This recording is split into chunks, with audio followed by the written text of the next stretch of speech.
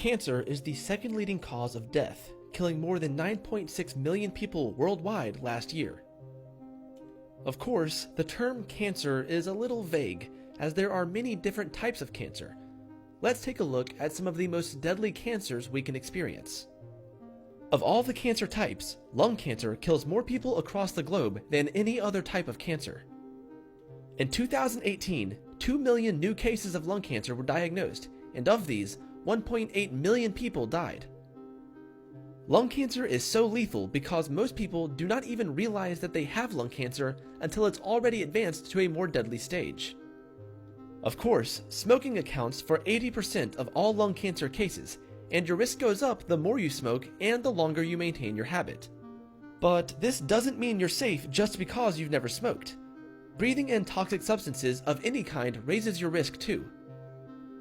Another notoriously deadly form of cancer is pancreatic cancer. Approximately 44,000 people are diagnosed with pancreatic cancer every year, and of these, at least 38,000 die.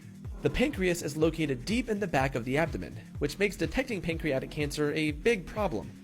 Too often, by the time the tumor is detected, the cancer has already spread beyond the initial site, making it more difficult to treat. Also, the symptoms of pancreatic cancer, such as abdominal or back pain, weight loss, lack of appetite, and even blood clots, are pretty nonspecific, as they can be related to several common issues. Usually, the cancer has spread to your liver before you develop a telltale sign that something's not right, and that pancreatic cancer is the culprit.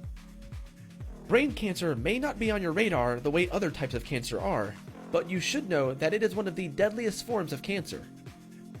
This type of cancer occurs when there's an abnormal growth of cells in the brain. While this cancer can develop in the brain itself, it can also start in other organs, then travel to the brain via the bloodstream. The 5-year relative survival rate following a diagnosis of a malignant brain tumor is only 34.9%. Unfortunately, the symptoms of a brain tumor, such as headaches, muscle weakness, and clumsiness, are so nonspecific, most people often do not know they have a serious disease. Another leading cause of cancer death in both men and women is colorectal cancer.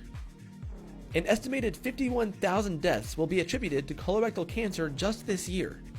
Almost all colorectal cancers start out as a benign colon polyp, which is a clump of cells that forms on the lining of your colon or rectum.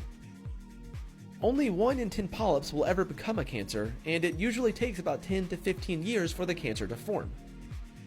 Colonoscopies are the most powerful way to find and remove a polyp in order to avoid developing this deadly cancer. Of course, one of the most well-known types of cancer is breast cancer. While this particular type is the second leading cause of cancer death for women, men are also at risk.